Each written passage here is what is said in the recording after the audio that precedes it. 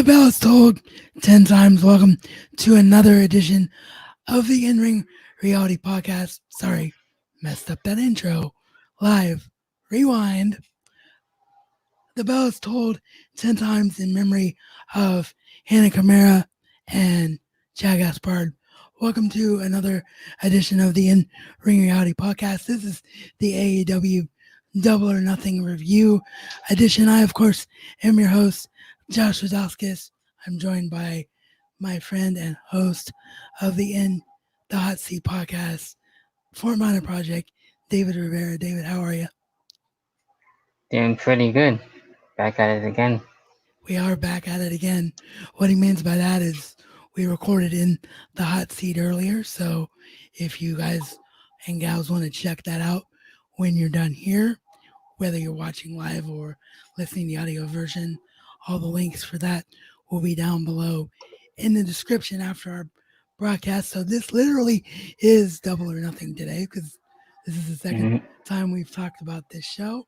So hopefully we don't repeat ourselves too much, but hey, a good pay-per-view is a good pay-per-view, and that's all you can ask for. So we are going to kick this off with just how the card went down, and then we'll just, chime in with our specific thoughts as it goes. So, first match of the night was the buy-in match for the number one contendership to the tag team titles. Private Party takes on Best Friends. Best Friends, Chuck Taylor and Trent get the victory here. Not a real big surprise for me at all because the way the Best Friends have been built up as the best tag team in AEW, especially during the pandemic. So I wasn't surprised at all. The only thing that really did surprise me was that Pirate Party looked a little bit green in spots because they are green and their inexperience shows a little bit, but I still think they're incredibly talented. But yeah, kudos to AEW for being able to keep a plate spinning this long because they had set up Best Friends versus Omega and Page before Page had to go away for a while because of the pandemic. So they've been able to keep that going for this long, which is really impressive. So what were your thoughts overall of this match? Yeah, I mean, it was pretty much, as is. I like there was just one match, and we did, they're having best friends actually winning. I'm cool with that, and they've been, pretty much on a roll lately. We've been seeing them a lot more often. We don't get to see a whole lot of the tag teams now, which is understandable. So I want to see how they do against, Kenny Omega and Hangman Adam Page in the near future. Absolutely. So next up was one of the best ways that I have ever seen to kick off a pay-per-view because we described this earlier as hmm a cross between the Money in the Bank ladder match in WWE and the Royal Rumble in WWE because that's literally what it was. It's the casino ladder match where the winner got this giant chip that earned them a future shot at the AEW World Championship. And the way this worked was two guys started out in the ring against each other. And then, just like the Royal Rumble, every 90 seconds, someone else came down until all the participants were in. But as I said, this was a ladder match and everything that involves the ladder match along with it. So, the two standouts to this match, in my opinion, were Darby Allin, who was just absolutely insane, crazy. He did a skateboard spot where he had his skateboard on top of one hmm ladder, jumped off that ladder onto another ladder, and went through that second ladder and busted up his knee in kayfabe. Thankfully, he wasn't really hurt, but sold hmm that knee throughout the match. And then, of course, the surprise entrant in the match, which everybody knew what was going to happen. There was a TBD in this match, and the TBD ended up really truly being a surprise because it was somebody that I didn't predict at all. Somebody that honestly I kind of forgot about was even a free agent because of all the WWE shakeups lately, but it's Brian Cage. Brian Cage is the new client of Taz. And I love that pairing because Brian Cage's only weakness really is his promo skills. So you can't really get a better mouthpiece than Taz. And Brian Cage just goes nuts, as you would expect. And then my favorite spot of this entire match was the way everybody reacted to Brian Cage's Mm-hmm. presence. They were like, man, Brian Cage is unstoppable. So how do we stop him? So they took a bunch of chairs, took a couple other things. I think took a table, but then the big thing they did was they took one of the giant casino chips that was on the set. They took it down and brought it over and buried Cage underneath it, only to have Cage later on like pull the Incredible Hulk moment and break through it, like put his arms up in the air and break through it. It was just a lot of fun. And I don't think you can ask anything more from that from a debuting star. And Cage wins. Cage gets the victory. So Cage will take place against the AEW World Champion for his title shot at Fyter Fest. So really, really enjoyed this match a lot. I thought it was one of the most unique ladder matches that we've had. Was surprised to see Scorpio Sky and Frankie Kazarian, 2/3 of SCU, actually be the first two participants in the match because they actually had to square off for a minute. The stuff with Superbad Kip Sabian and Penelope Ford was great. I love their chemistry. They remind me of a poor man's version of Karrion Cross or Killer Cross, as a lot of you probably know him. They changed his name to Karrion now that he's in NXT, and Scarlett Bordeaux. That's what those two remind me of. So yeah, no real complaints here.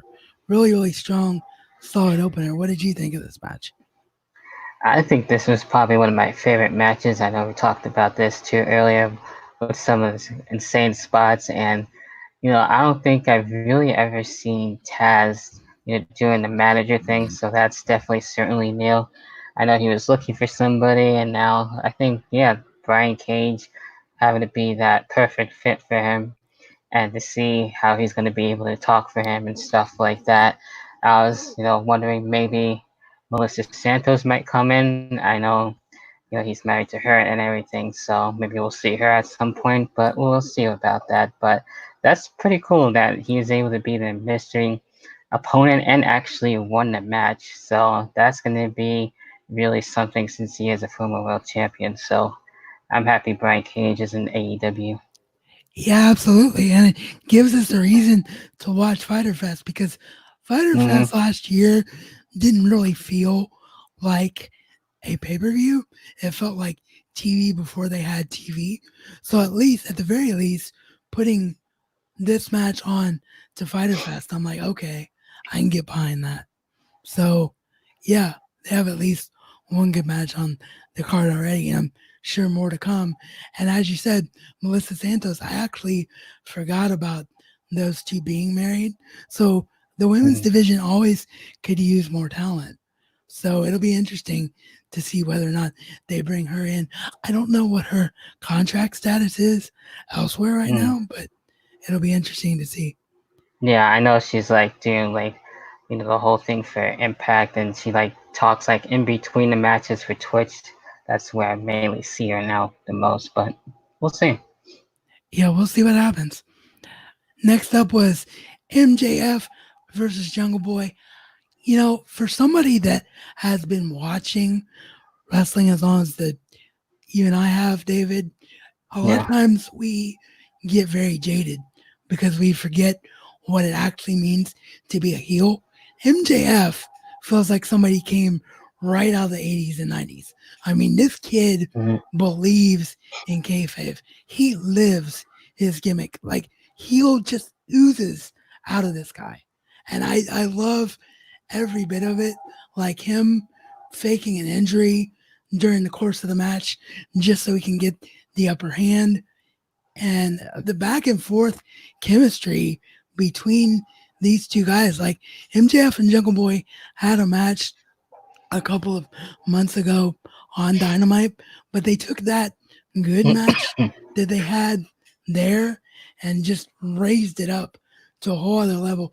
This was definitely a pay per view match, and I'll tell you what, screwy finish because the heel won aside. I'm like, this is a main event caliber match in 4 to 5 years' time between these two young guys.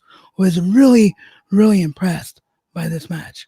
One of the best singles matches I've seen in a while. No, yeah, yeah. MJF is, I think he's really awesome as a heel and everything to the point where he almost doesn't really need Wardlow and he can be just fine on his own. I know he's had a group with the Dynasty and MLW and everything, and that was really fun to really see that. And it's still there pretty much here and there and everything. So, yeah, MJF, him winning now, he's still undefeated. So, I wonder who's actually going to be able to defeat MJF, and I'm sure he probably won't be happy about that either. It's going to be Cody. I mean, that's the payoff for that Yeah. whole long term storyline is Cody finally Mm-hmm. beats him. And maybe Cody will then eventually get the world title shot because MJF gets so cocky Mm-hmm. and be like, I'll give you another chance to beat me. And then he beats him. But we'll have to see what happens with that because of what happened next, which was Cody's Yeah. match. It was the Segway. TNT Championship match. Yes, professionals around here, people. Segue indeed. It was the TNT Championship match as the American Nightmare. Cody took on the Murder Hawk Monster, Lance Archer with, of course, Arn Anderson and Jake Roberts in their respective corners. I really like this match.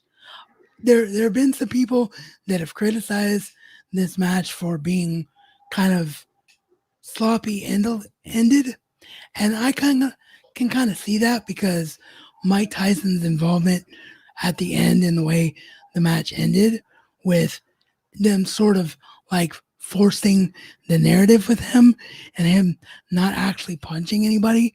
It was kind of like, well, why was he there other than to react? I thought for sure that he was going to punch somebody, but like maybe his management team was like, I don't think that's a good idea because you could seriously hurt one of the wrestlers. Or Mm-hmm. maybe the plans changed when they realized that there wasn't going to be any real fans in attendance and it was just going to be AEW employees and friends who weren't being used and got tested. So maybe the ending to the match got changed. But overall, the structure of the match was so good. You know, Lance Archer hits his finisher right at the start of the match, forcing Cody to roll out to keep from being pinned in like 30 seconds. And then the entire narrative was him overcoming Lance Archer throughout the match. So Archer looks really strong in defeat as Cody is your new TNT champion. And like I said, I think that I had picked Cody to win this match simply because of the fact that he cannot win the world title right now. And also, it feels like something that a Rhodes would do. Cody is a big component of the middle card or mid card championship, rather, is the cornerstone of the best worker in the company. We saw it with Cody bringing back the classic IC title in WWE because he's always had that mindset and moniker. So I feel like that's what he wants to do with the TNT title. Like he's gonna make the TNT title a true television type of championship where it's on the line week in and week out and really elevates everybody involved with it.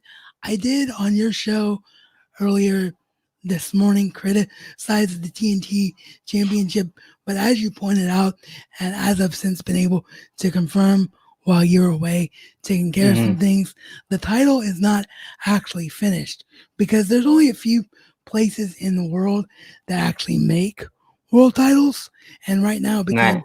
of the pandemic, they just were not able to finish the title. So I'm gonna put a pin in how the title looks because I think it'll look much better when it's finished. But overall, like I really enjoyed the structure of the match, and I think the right man won. And I think if they want to continue Cody and Lance Archer, there's something there.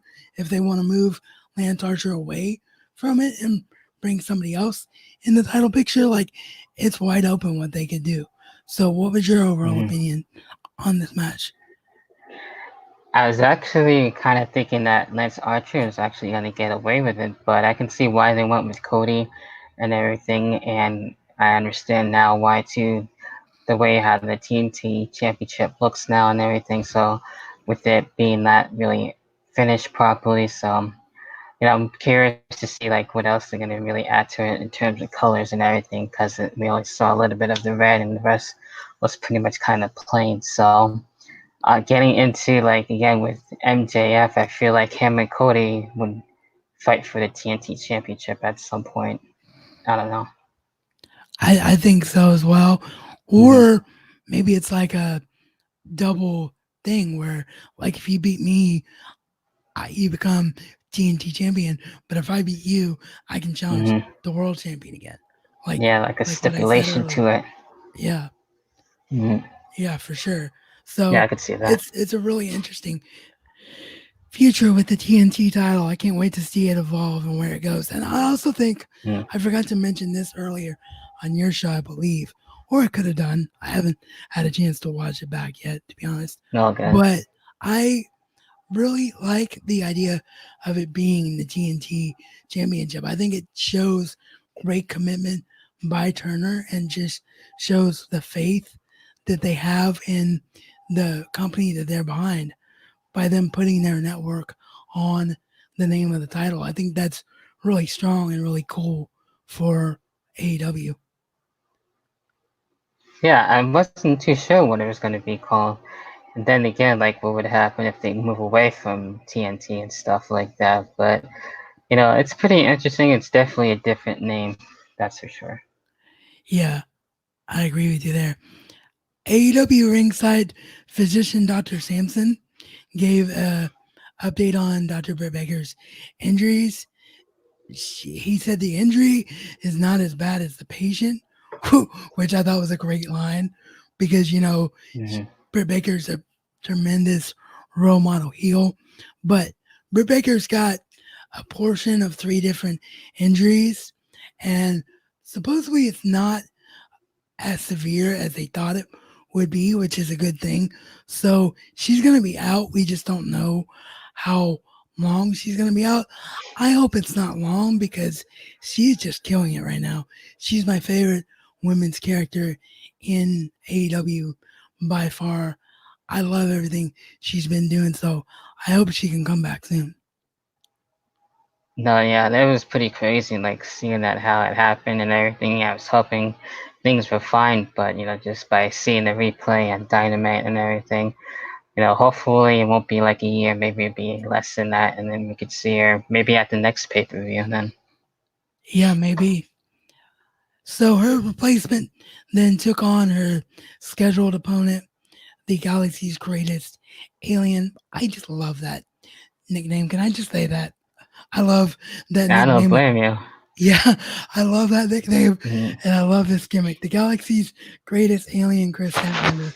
I mean, for what this was, which was an obvious replacement match, and the fact that the two ladies probably didn't have a lot of time to work out a match.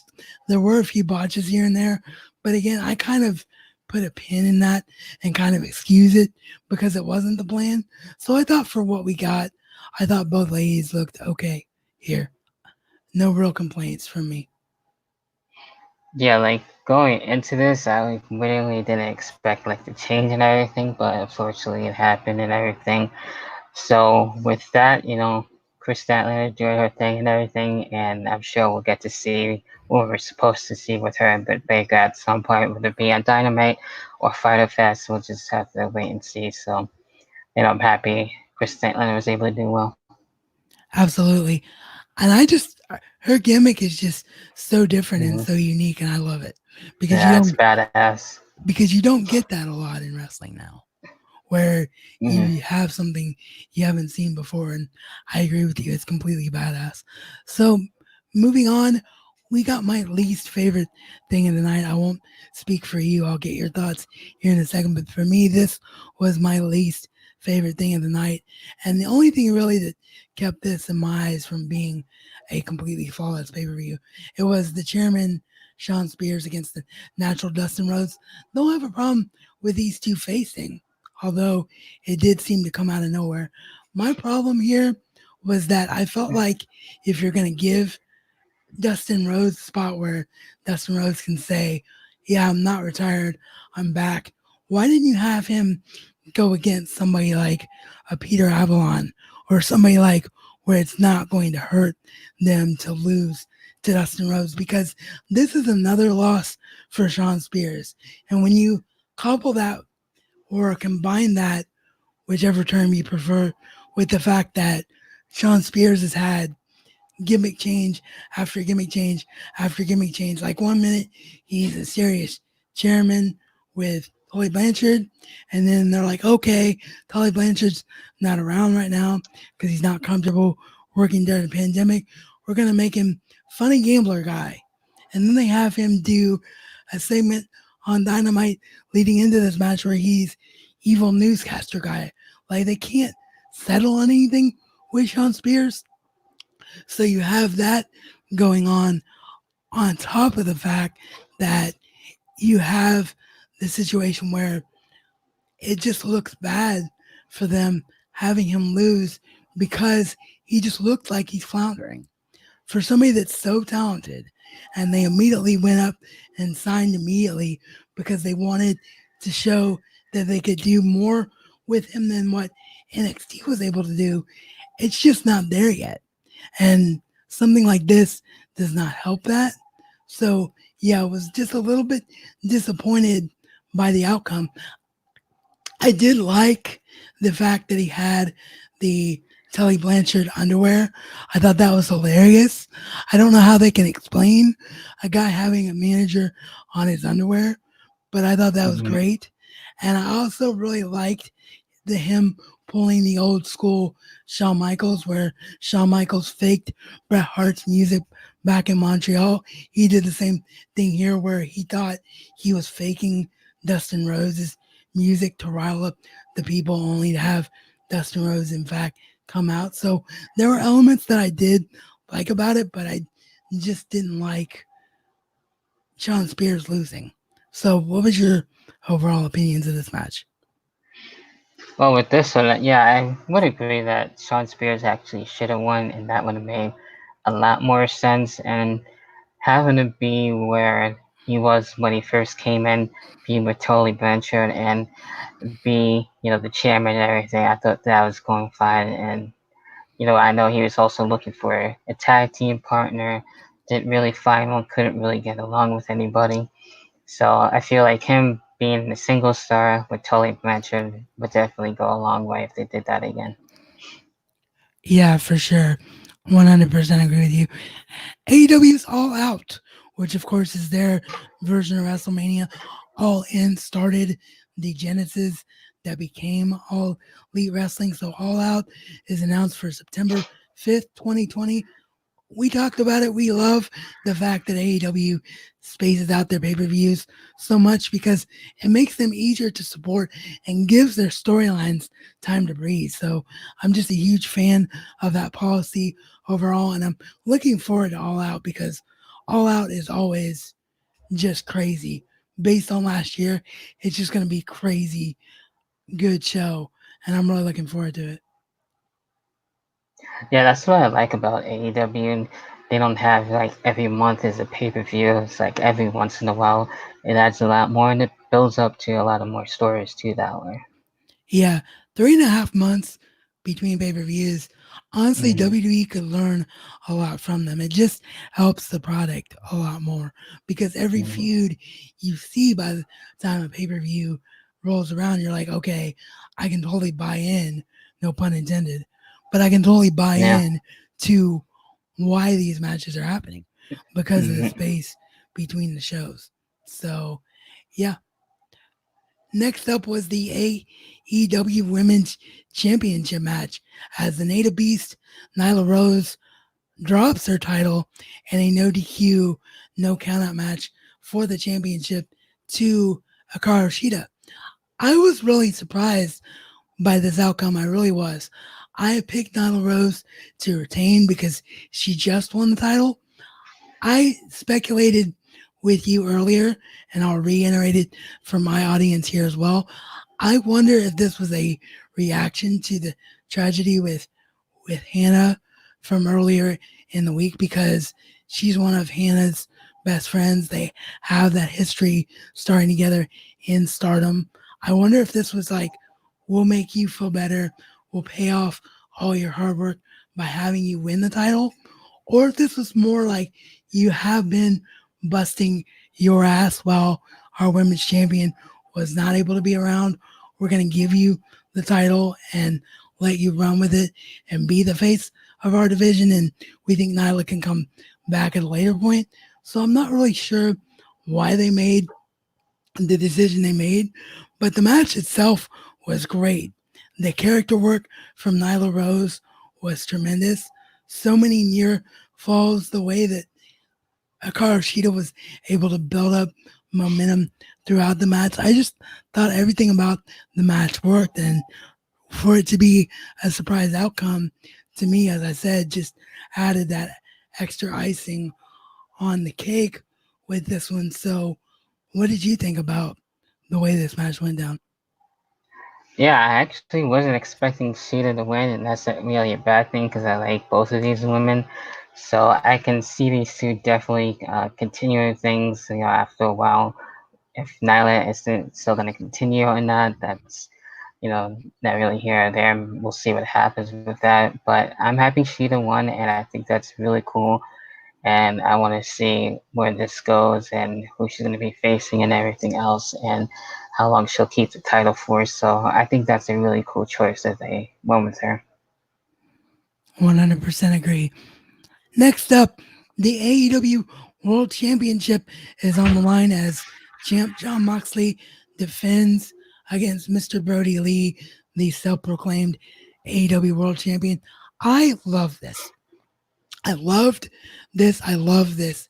And the reason that I loved it so much was because they didn't shy away from the history between these two. They're like, wrestling fans are not stupid, especially people watching this company. They know these two have a history on the indie scene in ZZW. They know these two have a history with WWE. So they played off of it and they let them show, like, you're going to put us down lower on the card. We're going to show you what we could have done for you if you let us be main eventers.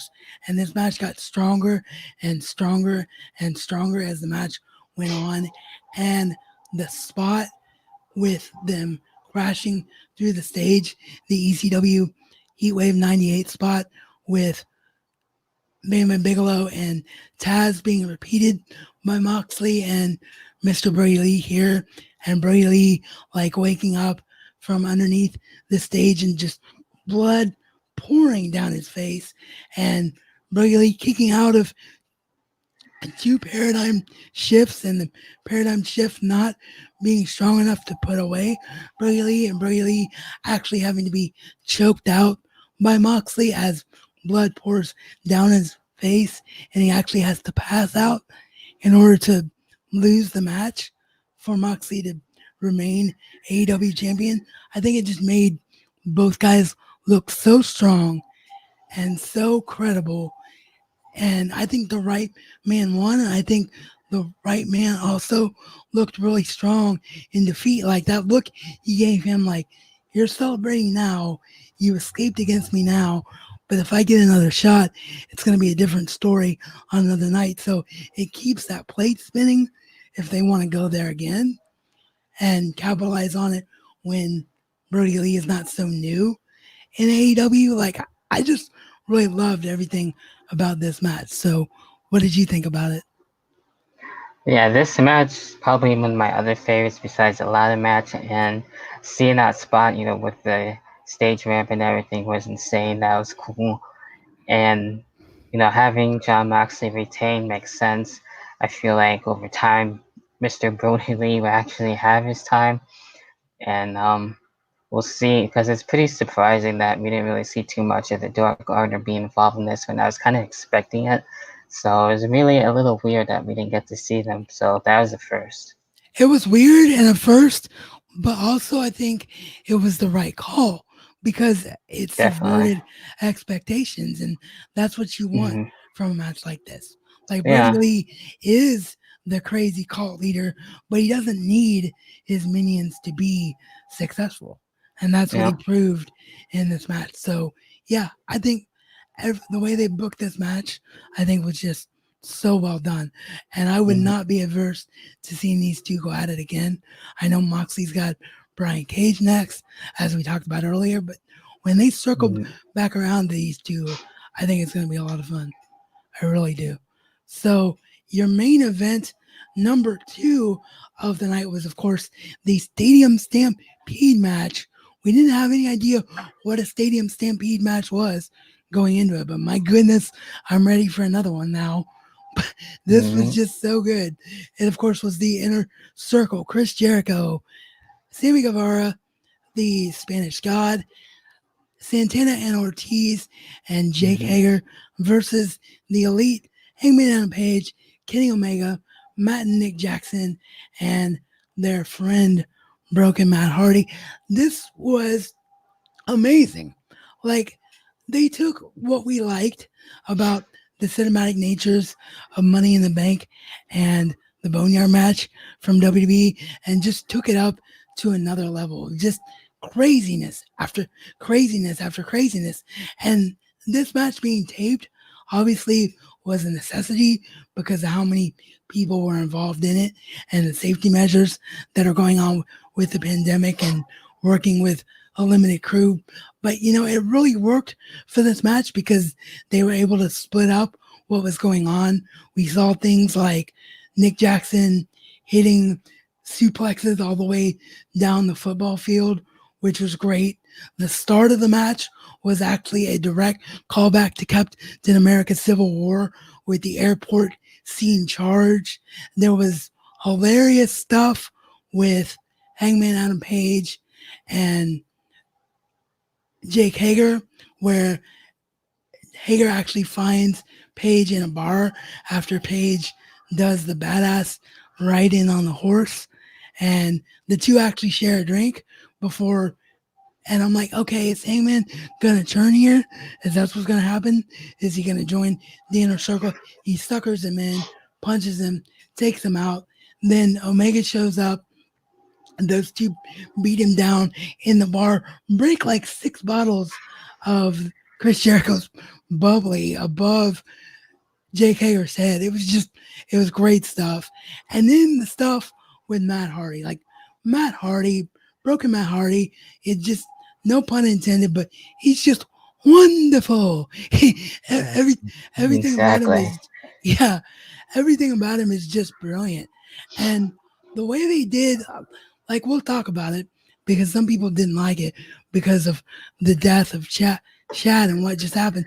But again, I'd like to point out that I think that it's obvious that this match was pre-taped. So depending on when it went down in terms of taping it, they probably were not aware of either Chad being in danger or aware of him officially being gone.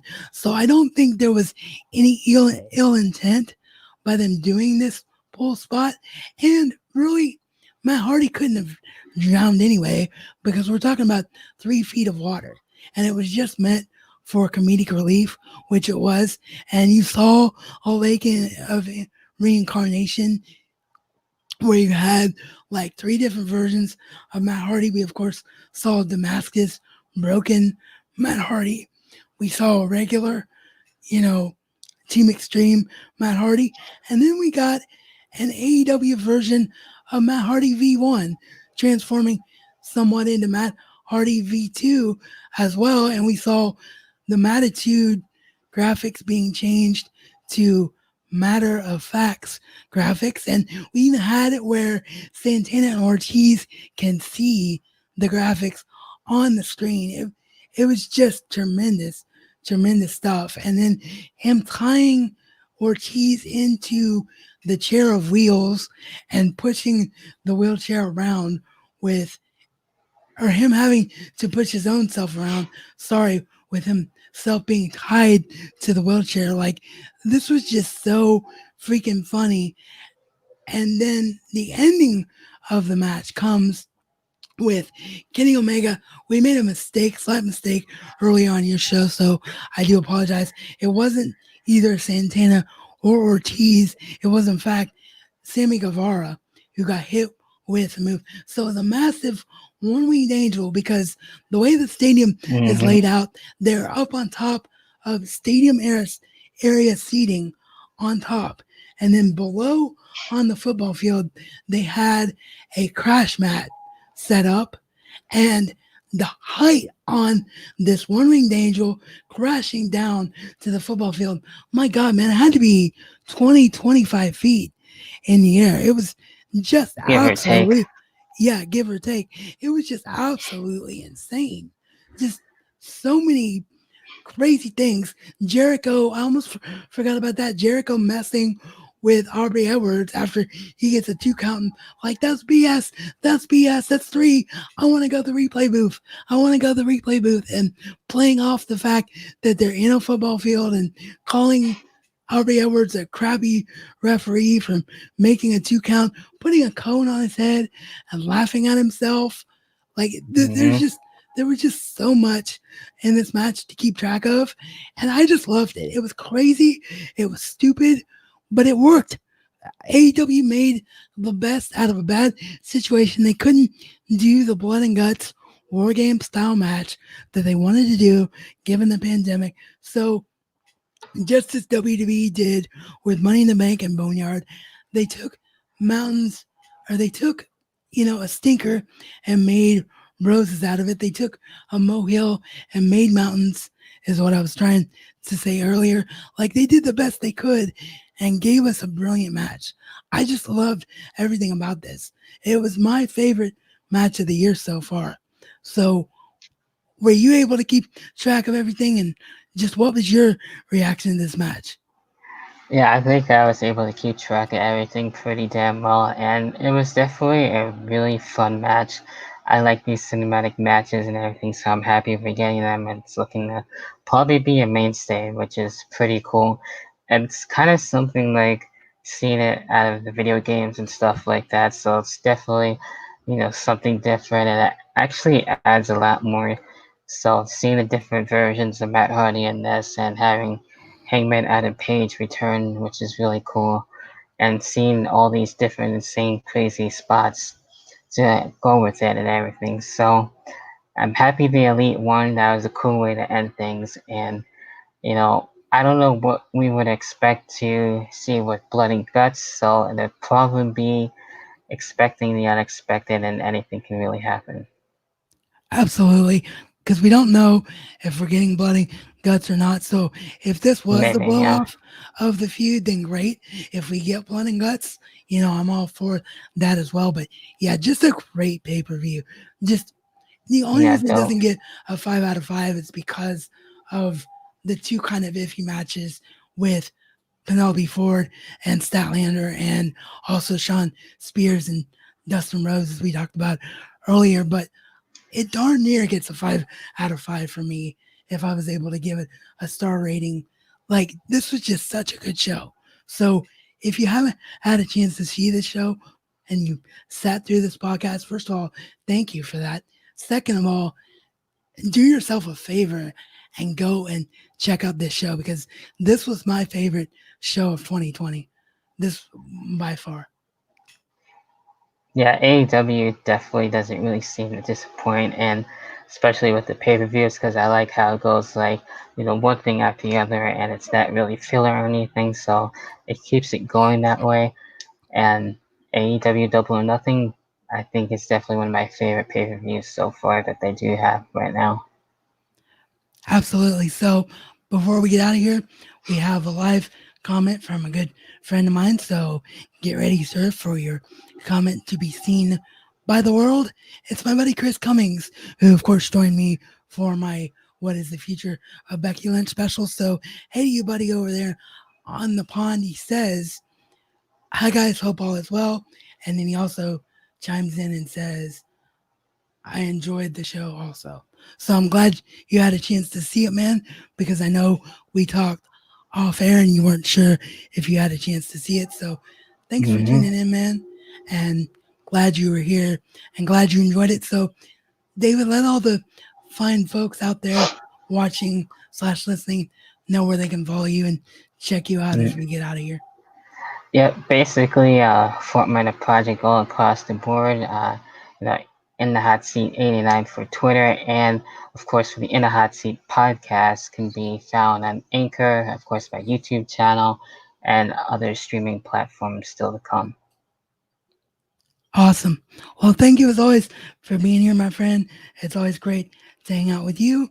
And No as I problem. always like to say, life is only as good as what you choose to make it to be. So make the choice to go out and do something great today.